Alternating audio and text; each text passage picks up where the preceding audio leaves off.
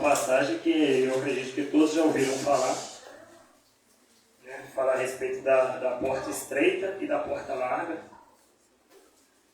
Os irmãos acharam?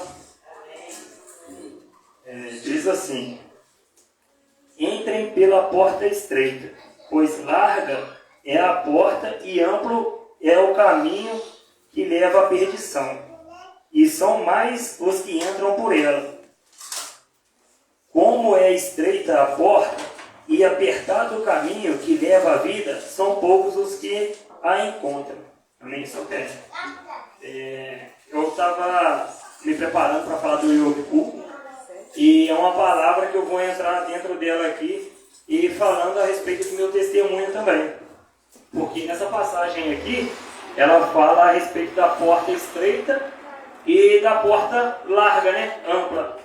E hoje o que a gente vê, irmãos, são a maioria, até a palavra de Deus já fala pra gente, é difícil a pessoa que passa pela porta estreita.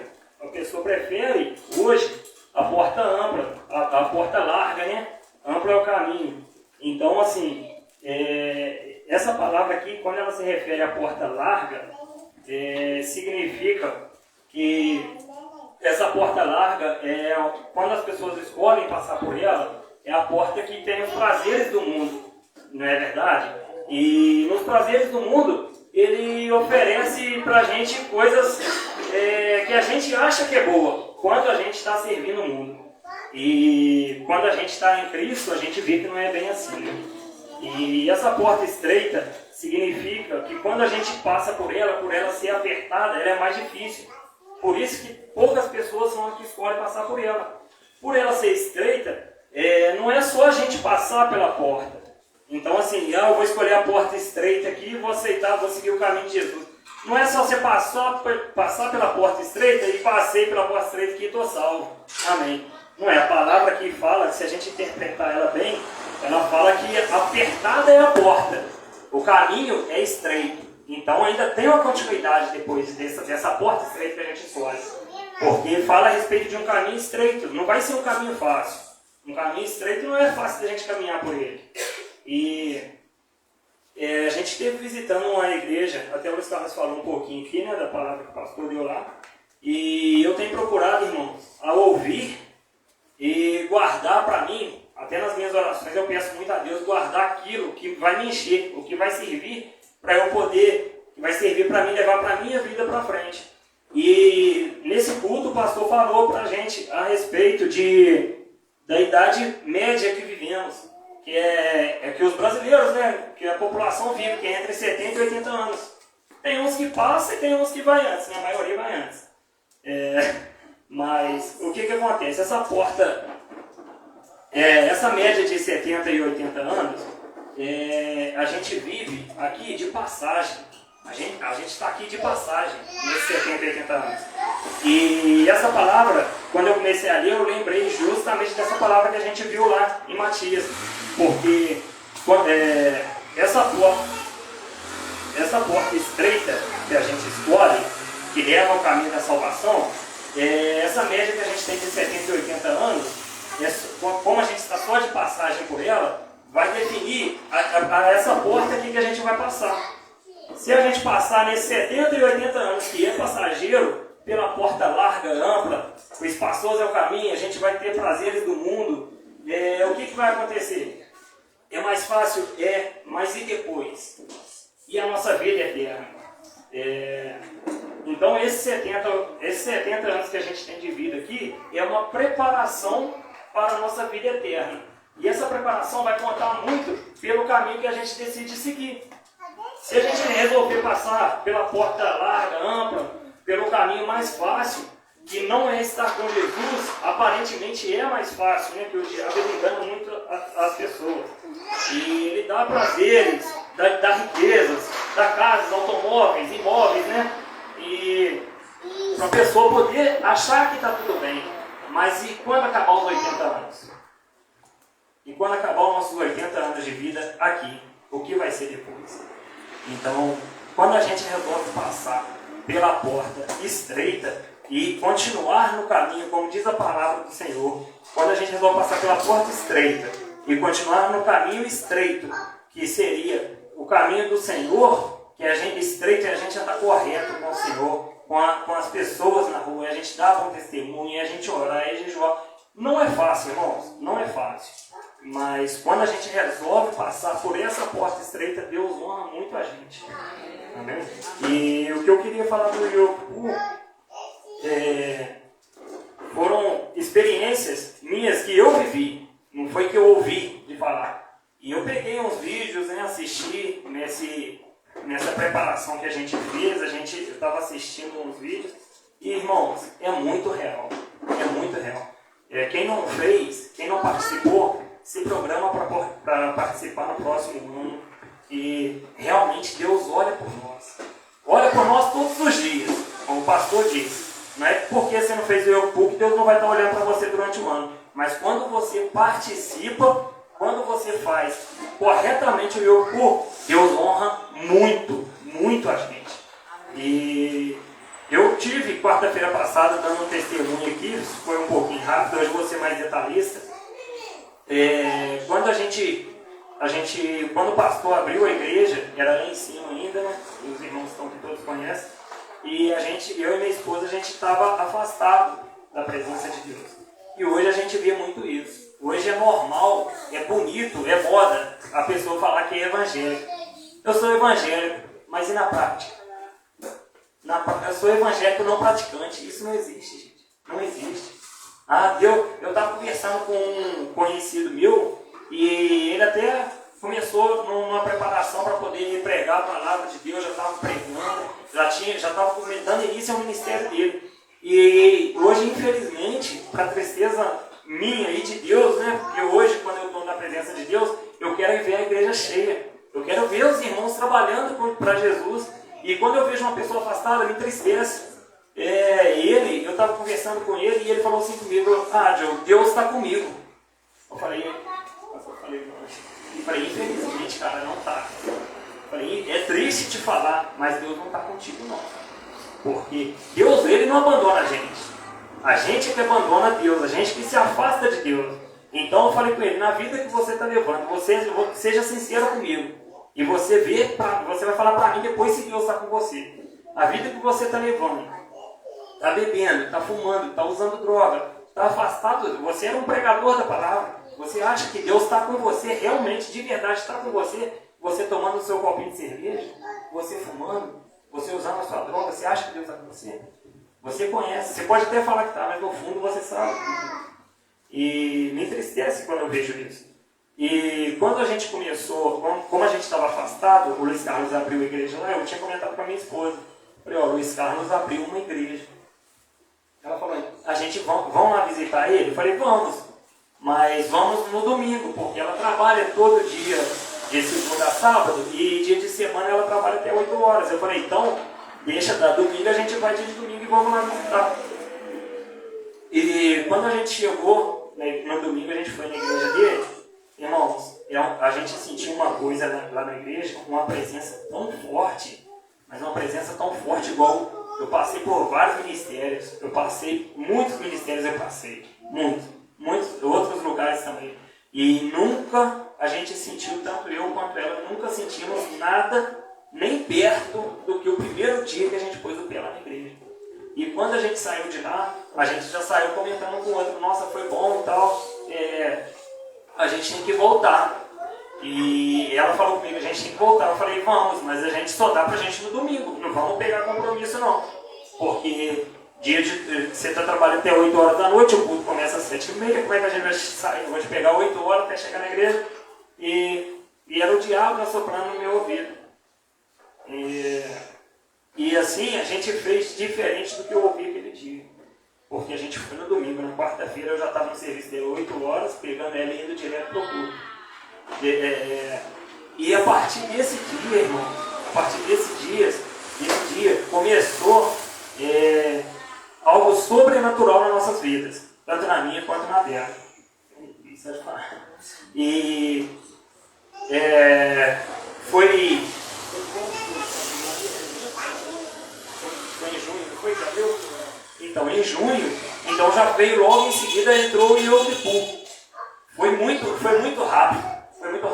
E eu nunca tinha ouvido ninguém falar, porque a gente entrou em junho, e em julho a gente já estava, em setembro a gente já estava, de agosto a gente já estava participando do Yom Kippur. Então foi questão assim, de 2 para 3 meses no máximo a gente dentro da igreja, a gente já estava participando do Yom Kippur. E coisa que eu nunca tinha ouvido falar. E eu falei, vamos participar. Vamos participar, né? Eu trabalho por conta, eu tenho essa facilidade, né, de participar, muitos trabalham registrados não conseguem. E quando a gente começou a preparação para o Yom Kippur, a gente já bênção atrás de bênção, irmão. Na preparação, que foi os 10 dias antes do dia do perdão, né? Que é o Yom Kippur. Então, antes do Yom Kippur, a gente teve esses 10 dias de preparação. Nesses 10 dias, primeiro dia, a gente já estava vendo acontecendo coisas que a gente não estava acostumado a passar por elas. E no meio desse, a gente fez o Yom Kippur todo, participamos, fizemos tudo direitinho. Logo em seguida, a gente já descobriu que ela estava grávida. E ela grávida, a gente já estava, sem saber que ela estava grávida, a gente já estava procurando uma casa para a gente poder alugar. Porque onde a gente estava era um quarto, sala, cozinha e banheiro. E a gente já estava ficando incomodado porque a nossa filha mais velha, que é a Gabriela, já estava ficando uma mocinha. E ela dividia um quarto com a gente. Então aquilo já estava incomodando a gente já estava gerando uma situação de procurar uma casa para a gente poder alugar.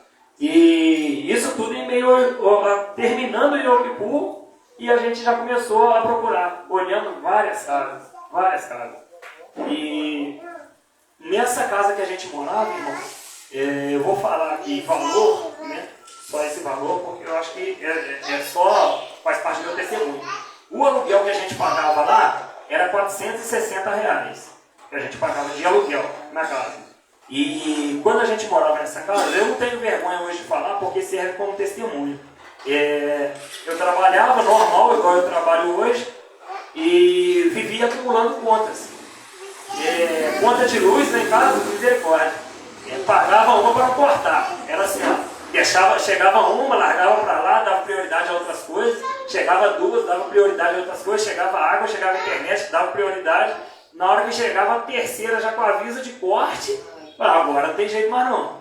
Aí a gente fazia assim, abria mão de uma coisa para poder pagar a outra. Nessa época a gente estava exatamente desse jeito. E com um aluguel de 460. E quando a Carol que resolveu, ela que colocou até no meu coração da gente mudar de casa, porque pra mim nada estava bom. Passei assim, um aluguel que não era tão alto, mas com esse aluguel que já não era tão alto, a gente já ia passando a perto. Falei, imagina quando a gente mudar para uma casa aí de R$600, por exemplo, não vou aguentar, né? A gente não vai aguentar. E assim a gente começou a fazer, começamos a procurar casa. E achamos uma casa muito boa, ali no Teixeiras, na Alegria do Boi, para quem conhece aqueles ali, né? Chamar de Alegria do Boi, uma casa muito boa, R$750. Aí eu falei, caraca, como é que a gente vai fazer? E falei, não, vamos esperar. Vamos esperar, porque tá bem caro esse aluguel aí. E do jeito que já tá lá em casa as coisas, a gente entrar com um aluguel bem mais alto, quase o dobro, a gente não vai conseguir. Vamos esperar, vamos aguardar e vamos orar a Deus e ver o que vai dar. E aí, eu estava empurrando com a barriga porque eu queria trocar, eu queria alugar a casa melhor que a gente estava, mas eu queria uma casa boa, com 2 quartos e com garagem que fosse menos de R$600. Hoje aqui em Juiz de Fora é impossível, né? Todo mundo sabe. E a gente olhando, procurando, e eu estava, ao mesmo tempo que eu queria, eu não queria, porque eu estava com esse pé atrás de alugar essa casa e não conseguir manter depois as nossas coisas. Porque onde o aluguel já é barato estava difícil. E aí ela falou, não, vamos orar, e a gente entramos em oração, e olhando e procurando casa, e quando a gente achou essa casa onde a gente está, aí eu falei com ela, ó, o rapaz ali é vizinho meu, ele me viu crescendo, e é uma casa excelente a casa, muito boa, tem 3 quartos e tal, ainda vai ter um quarto sobrando, né? A gente não, quando a gente procurou, a gente não sabia que você estava grávida, não. A gente não sabia que ela estava grávida. E eu falei, a casa é excelente, tem 3 quartos, vai sobrar um quarto, a gente monta um quarto de brinquedo e tal, uma coisa assim de jogos para Gabi, pra gente mesmo. E vamos ir olhando. E logo em seguida veio notícia pra gente que ela estava grávida.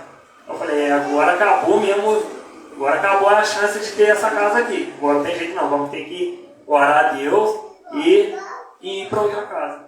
E esse vizinho, que era da minha mãe, lá onde eu morava antes, a esposa dele morreu, ele não alugou a casa para ninguém. Inclusive, até um primo meu, que é polícia, tentou alugar e ele falou que não ia alugar, que não ia mexer, que não queria dor de cabeça. E eu fui e conversei com ele. E quando eu conversei com ele, ele falou comigo, Joseph, eu não pretendo alugar não. Quem mexia com isso aí era minha esposa, ela já é falecida, eu nem preciso desse dinheiro, a casa está parada e eu não tenho amolação. Eu fico com medo de alugar e ter amolação e encheção de saco. Aí começamos. Eu ia, todo dia que eu passava na frente de casa, eu falei, olha essa casa seria muito boa pra gente. E agora você grávida 3 quartos, seria muito bom. E ele já tinha falado, e toda vez que eu via ele, eu brincava com ele. Zé, estou esperando você falar comigo da casa, estou esperando você falar comigo da casa. E até um dia que a gente já estava procurando, mas a gente ainda estava nessa casa, chegou um recado em mim, foi até através do Luiz Carlos. E o dono da casa queria falar comigo. E foi procurar saber de mim com ele, para poder ver, né, se ele já é idoso, não queria bagunça, não queria as coisas na casa dele.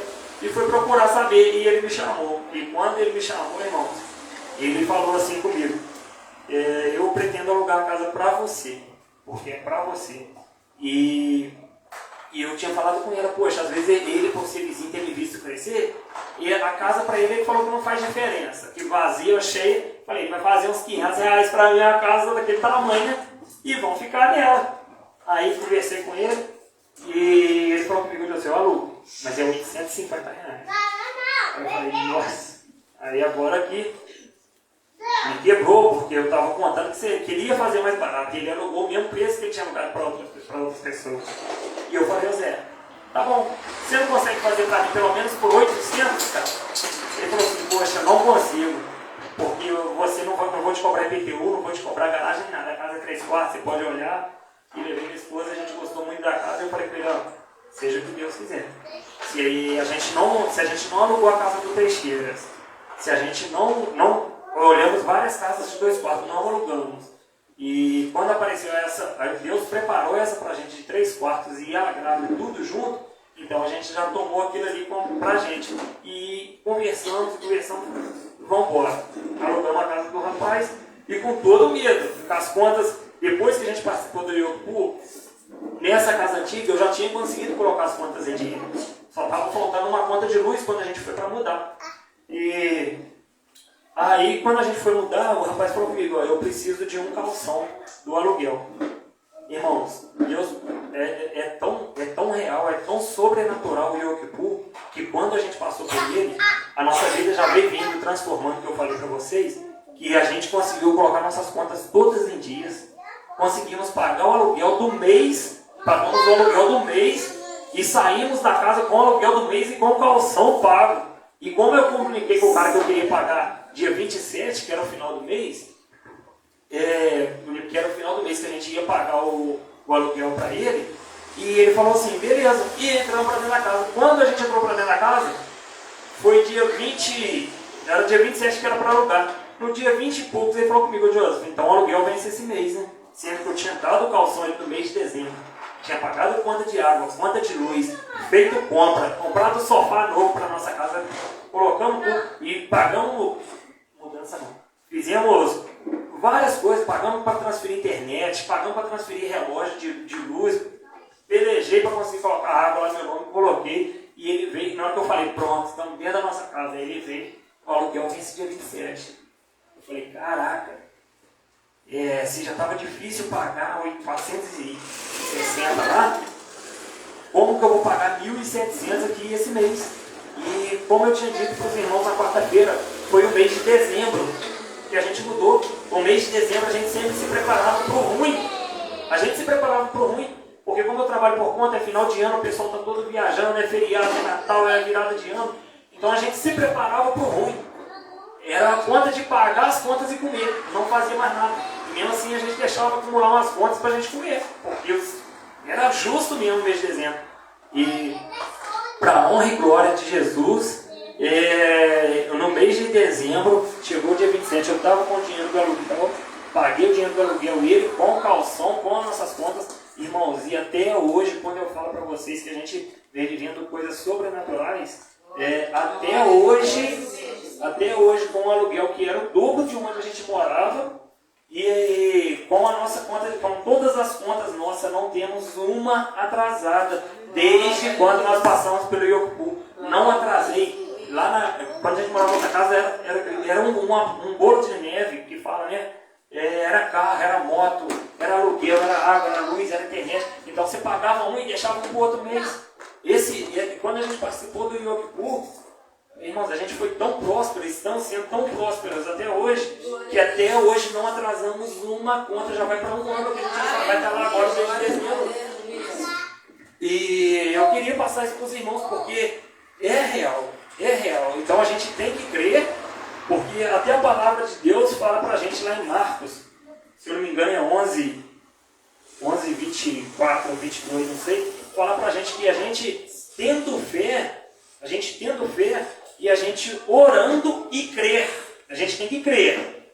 A gente orando e crer, a gente pode mover montanhas. Essas montanhas que falam, não é você pegar esse monte de terra aqui e colocar ali, não.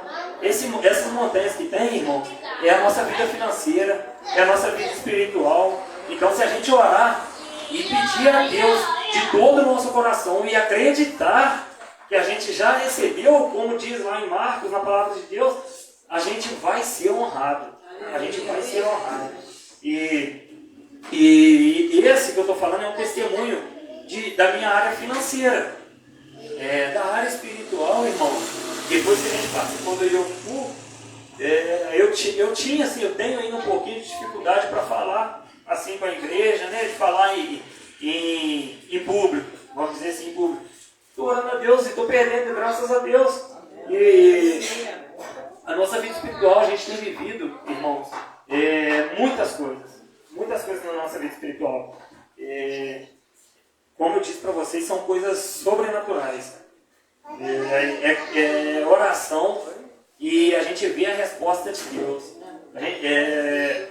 Eu venho pedindo a Deus para poder me colocar sensível e ouvir a voz dele. Cada vez mais eu estou ouvindo. Cada vez mais. E quando a gente participa do Yokupu, eu fui pesquisar o que significava a palavra Yokupu. Até que eu falei, o pastor até falou aqui.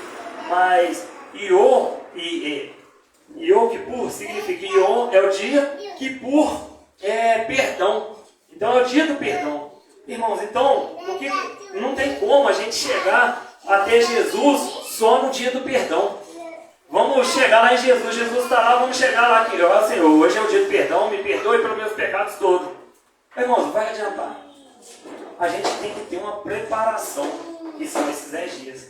E nessa preparação, irmãos, a gente fez a nossa lista lá em casa. Eu tenho a minha esposa tem a dela. E, irmãos, se eu falar, eu não sei, né, se já aconteceu com quem participou, com quem não participou pode achar que é mentira, entendeu? Mas eu garanto com toda certeza que não é. E no primeiro dia, não precisei nem de muitos dias não. No primeiro dia eu já tive a primeira resposta do que eu pedi para Jesus. E eu queria falar com os irmãos, era isso nessa noite, né? Que quem participou tenha fé, não duvide, porque a dúvida vem. O diabo, ele lança palavras em nossos ouvidos. Não é porque a gente está na igreja, que a gente está jejuando, que a gente está orando, que a gente não vai passar por prova, não, irmãos. A gente vai passar. E sempre vem aquela vozinha: você vai fazer isso? Você acha que, sinceramente, você acha que o Espírito Santo vai falar com você vai fazer isso? Não faz, não. Não vai dar certo. O Espírito Santo vai fazer isso. Não vale, essa voz não é de Deus. E eu passei por uma experiência nesse meio tempo. Eu fiz uma oração para o irmão na igreja.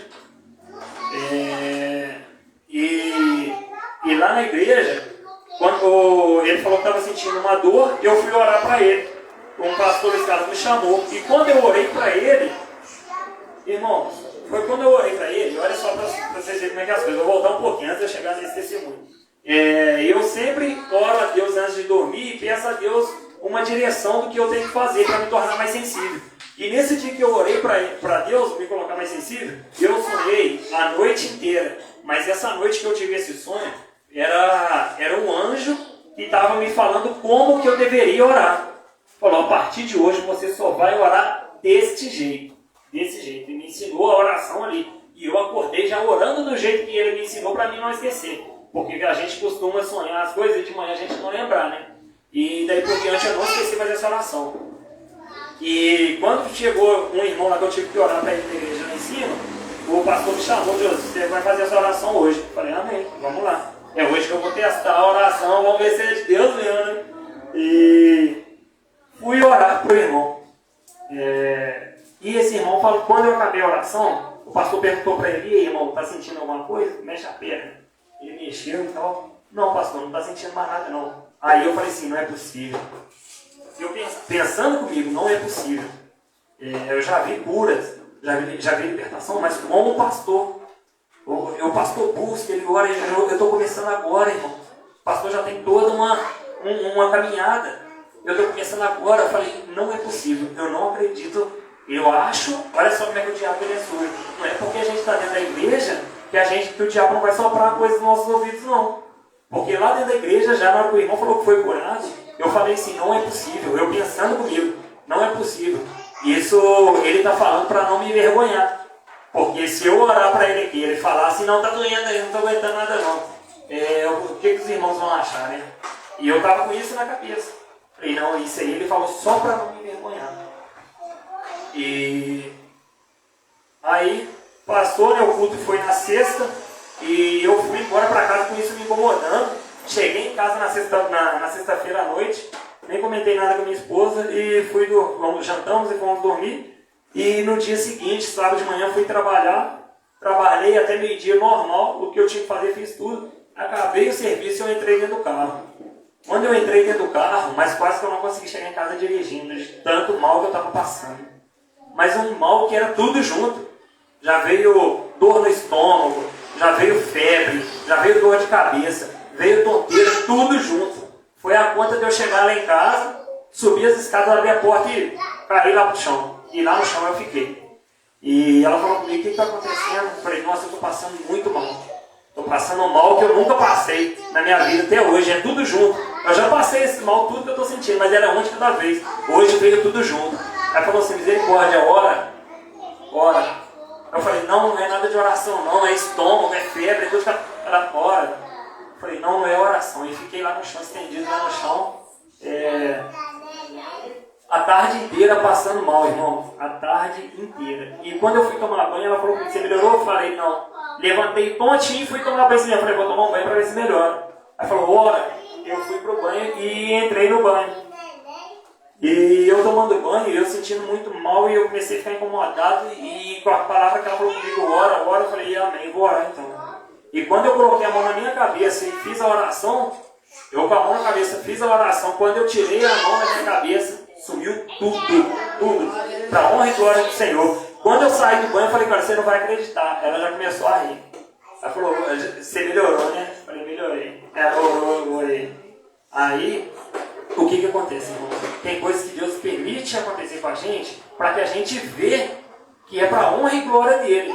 Porque quando eu orei, o irmão foi curado, foi lançada na minha mente essa dúvida, Deus permitiu acontecer comigo. Porque se ele permitisse acontecer com outra pessoa de novo, eu ia ficar com essa dúvida de novo. Então, como aconteceu comigo, eu consegui fazer essa oração. Eu tive essa revelação lá na hora, irmãos, acabou qualquer dúvida.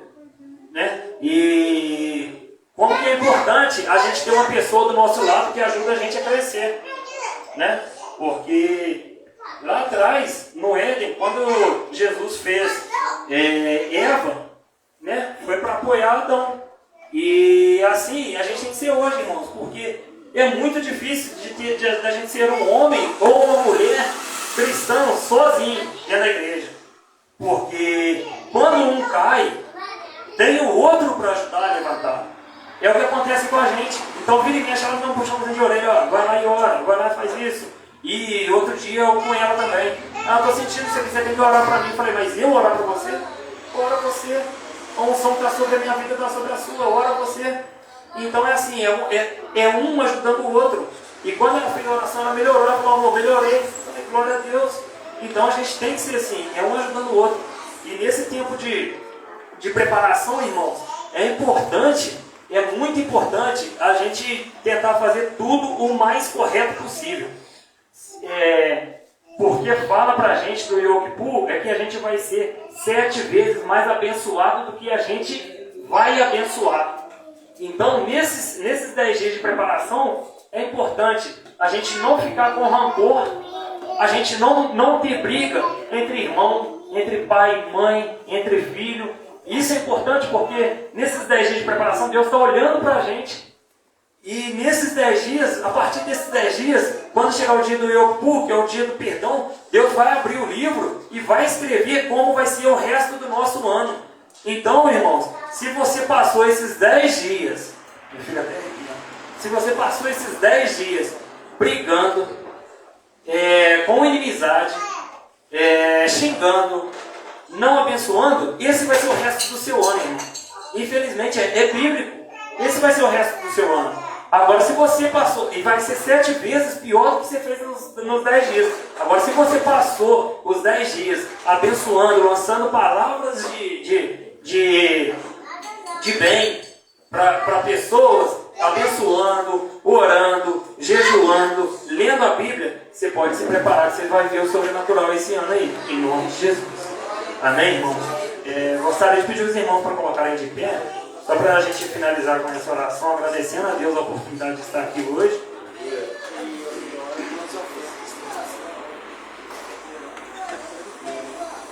Vou fazer uma oração, irmão, só agradecendo a Deus pelo dia de hoje, pelo dia do perdão, e depois o pastor vai vir para recolher as ofertas, amém?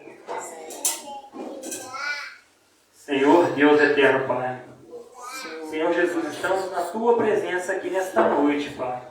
Estamos aqui, ó Deus, logo depois do dia do perdão, Senhor. Pedimos, ó Deus, que o Senhor escreva o nosso nome no livro da vida. Senhor, que o Senhor venha derramar bênção sobre a vida de todos que participaram e de todos aqueles que não conseguiram participar, Senhor. Toca no coração deles para que o ano que vem eles venham participar, Senhor. Não deixe que o inimigo sopre no ouvido dele que ele não vai conseguir por algum motivo, Jesus. Que o Senhor possa tocar cada um que está na sua casa, Pai. Que aquele que participou, Jesus, que o Senhor possa honrá-lo. E faça como o Senhor está fazendo na minha vida, Jesus. Prospera, Jesus, aquele que participou, para que ele veja o tamanho da sua honra sobre a vida dele, Jesus. Eu te agradeço, Pai, por essa noite. Te agradeço, Pai, pela oportunidade de estar na Tua presença. Senhor, te agradeço por tudo que o Senhor tem feito na minha vida e por tudo que o Senhor ainda há de fazer. Muito obrigado, Senhor Jesus. Um aplauso em nome de Jesus.